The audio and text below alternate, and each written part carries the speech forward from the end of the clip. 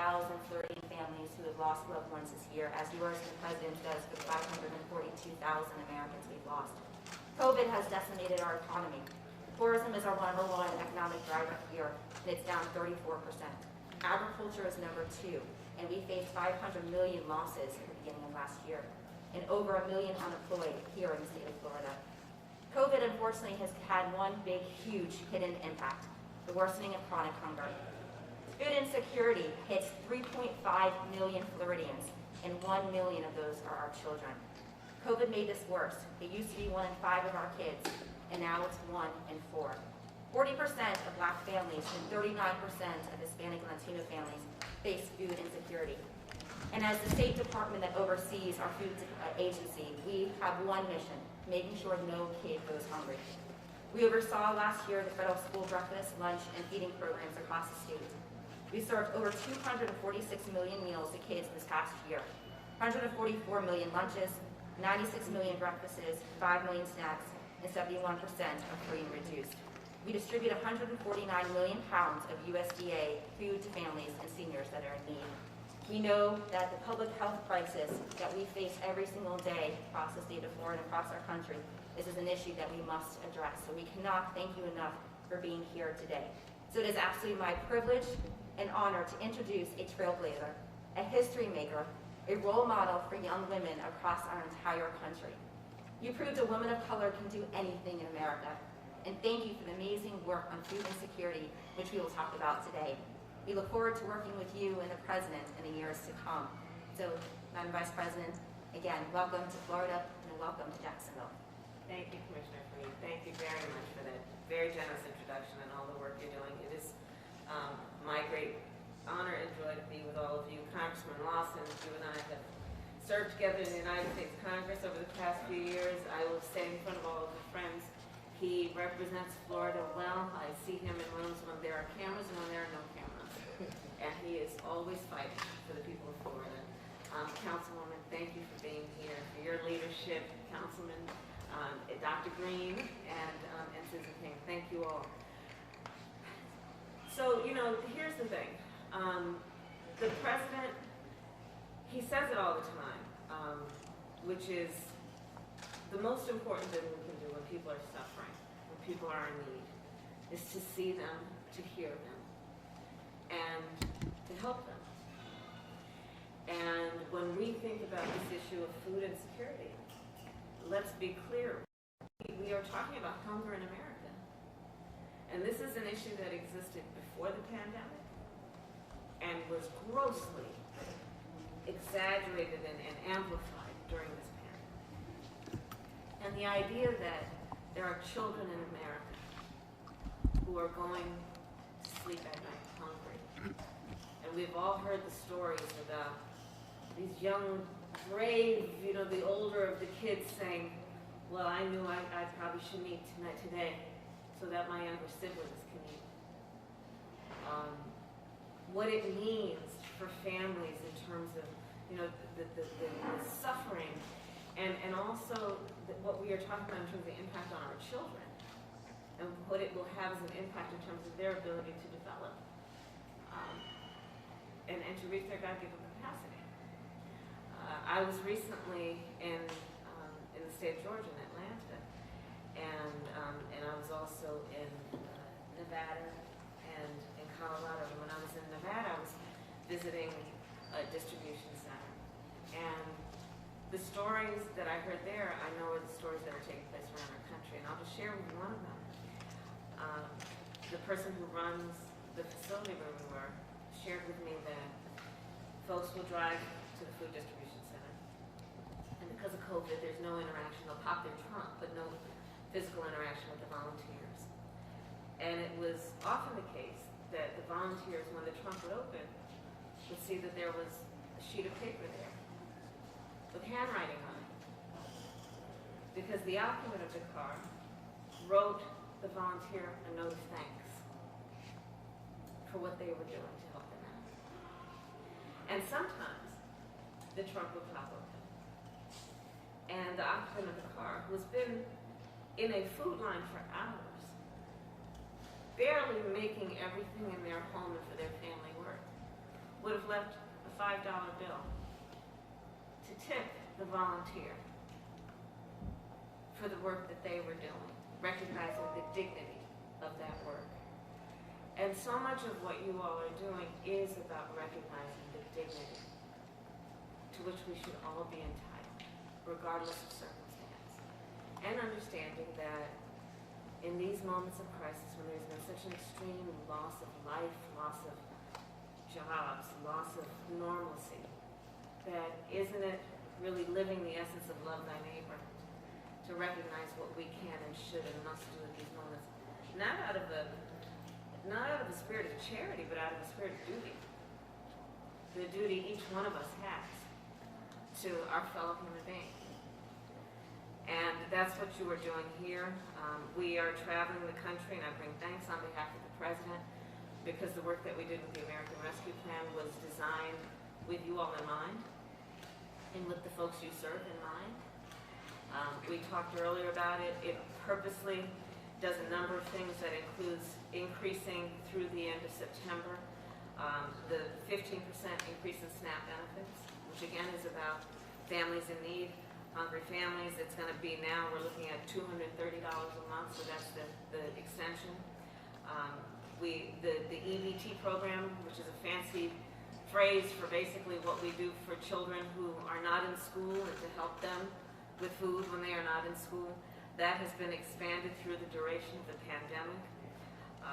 WIC, which is women and infants and children, but really what we're talking about are pregnant women, mothers with children under the age of 6, and extending the benefits for them, in particular in the American Rescue Plan. That's $880 million, designed to increase the resources we are bringing to those mothers and their children. And then the $37 million that are in the program for seniors. So many of our seniors we know have been isolated, they are alone, and they need assistance and support. So these are the things that we have been doing. But knowing also what we know is happening here in Florida.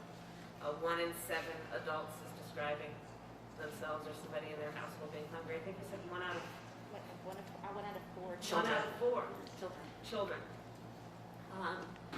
What we're looking at in terms of, again, what this means in terms of the long-range impact of this moment, and what we must therefore do with a sense of urgency to meet these families and meet their needs. And so the ARP in total supplies about $1 billion directly targeting the issue of food insecurity.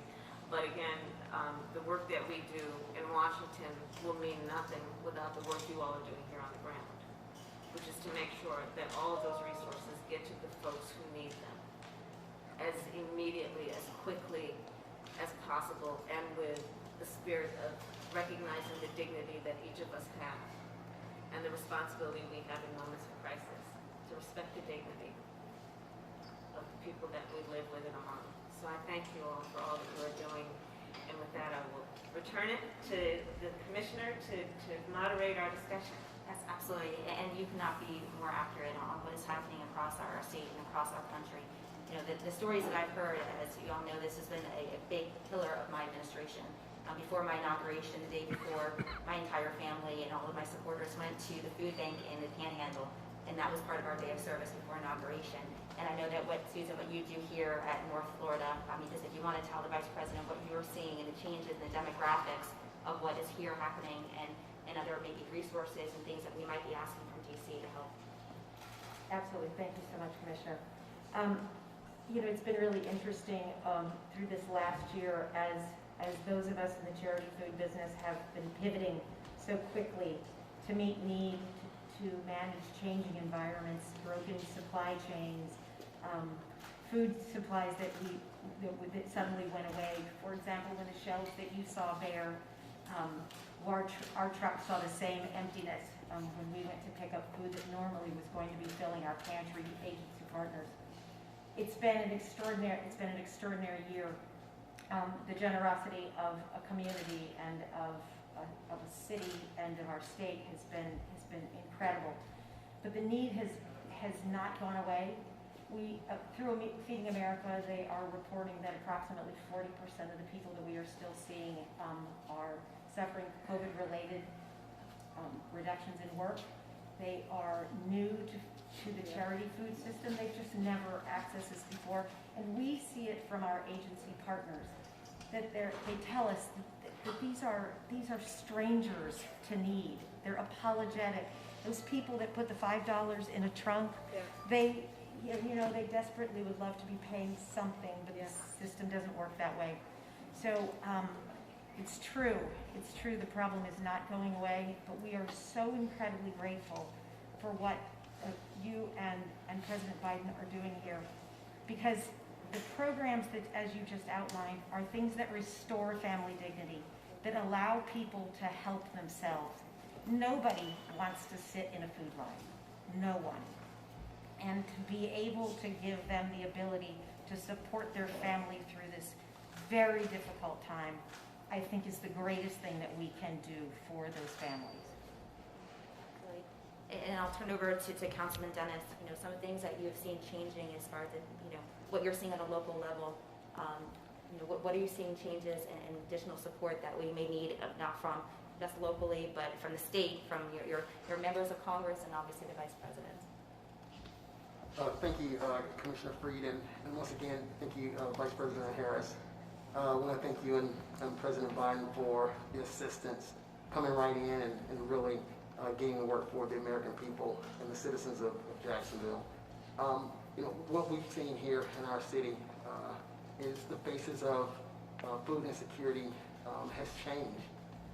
It's not the same individuals that you would normally think. You have working families that now have to reach out to food agencies like this to help supplement their food needs. So we've seen the face of food insecurity has changed.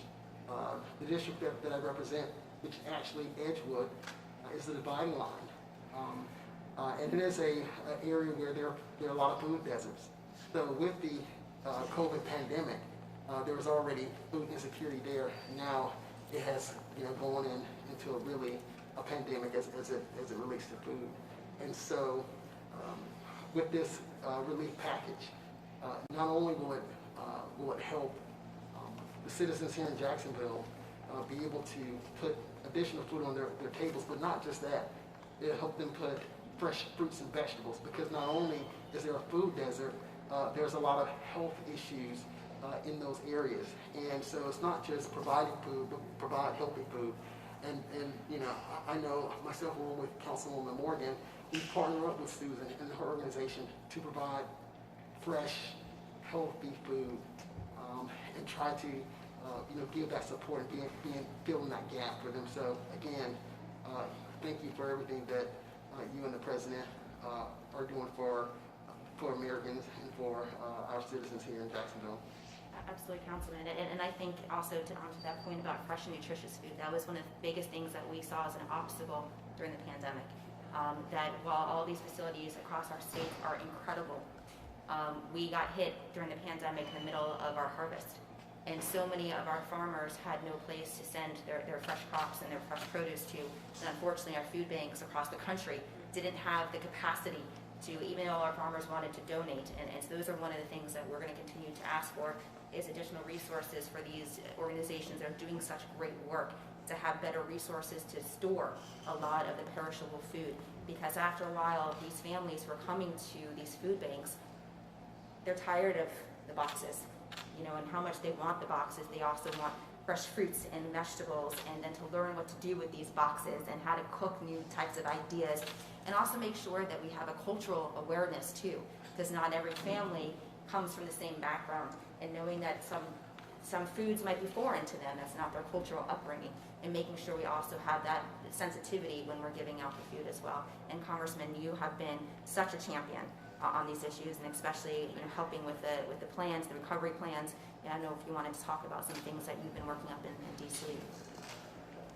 Thank you very much, Commissioner, and I'm really honored to be here with the leadership in this community and with the Vice President. It's been a pleasure to have served with her the last 4 years on all the things that she's been involved in. I can't tell you how happy I am that she's the VP of the United States of America.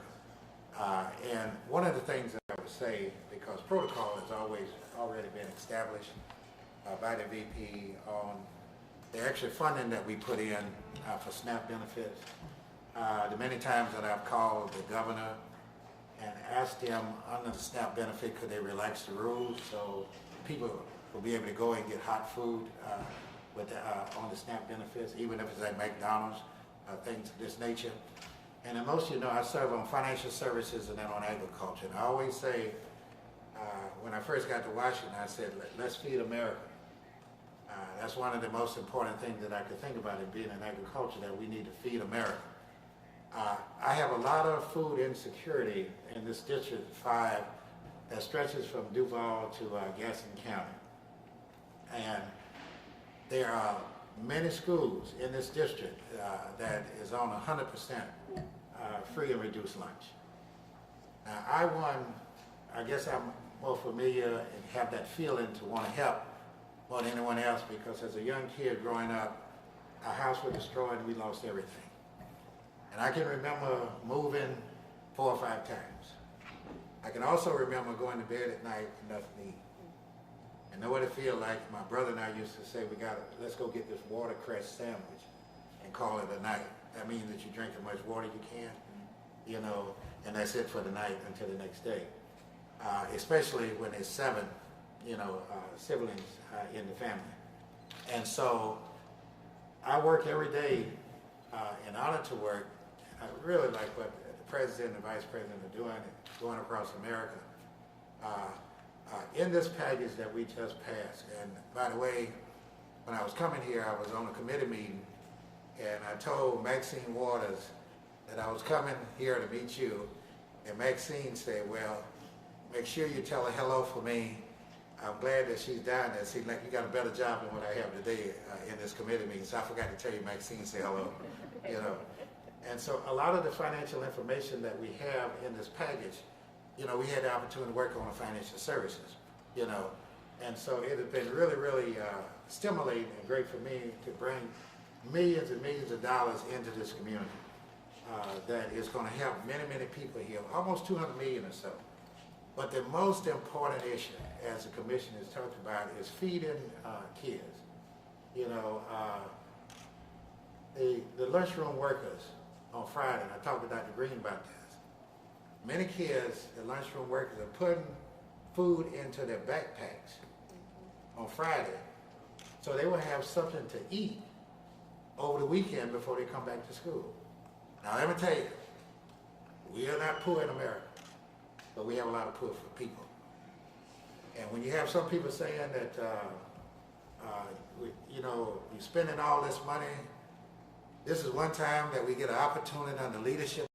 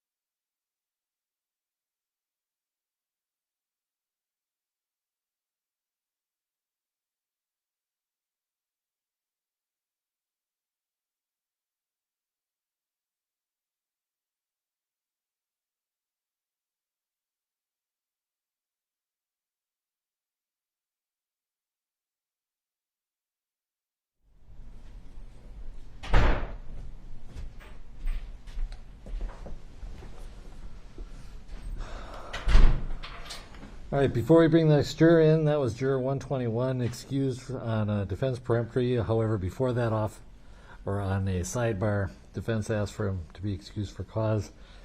While I found that he was not a very credible witness and he was evasive, and to be honest, very flippant some of his answers in the questionnaire, there was not really a basis for cause, but I certainly understand why why he was excused by the defense. So with that, we'll go to juror number. Judge, I would just note under State versus McKinley, 891 Northwest 2D 64 2017 case from the Court of Appeals. When a district court, the court holds that when a district court is convinced that a juror is untruthful, evasive, or lacking in candor during voir dire, the criminal rules allow the court to remove the juror for cause. Right. That was the basis. The McKinley case was the basis for my cause motion. All right. And we can always revisit that if you run out of peremptories. I think you've got 3 left from the court's extra award. So if we can't get, we can always revisit that decision. Because I do find that he was not credible. All right. And this is juror number 122?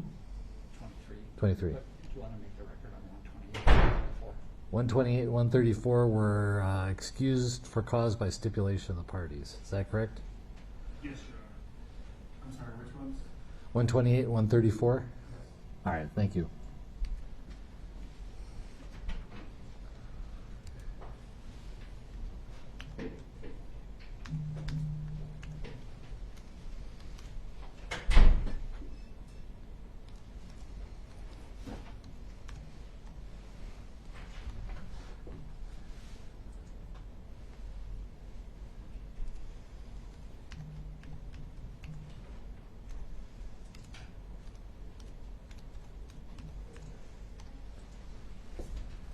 All right, have a seat, please.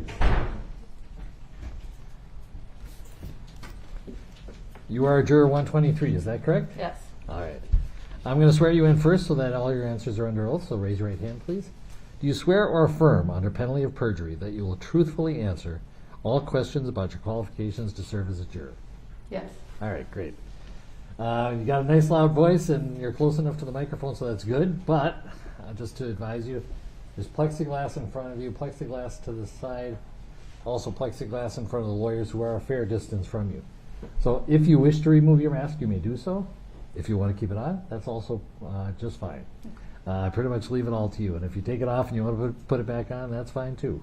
Okay. So whatever you wish. All right. In either case, want to make sure that you're close enough to the microphone, which you are, so that we can hear you nice and loud. Also, this is a little bit of a formal conversation, but sometimes we lapse into the more informal way we talk in normal social situations where we finish each other's sentences or we talk over each other, and we can't do that here because the court reporter is taking down everything. Okay? Yes. Now, you filled out a questionnaire. Thank you for doing that. That gave us a lot of good information.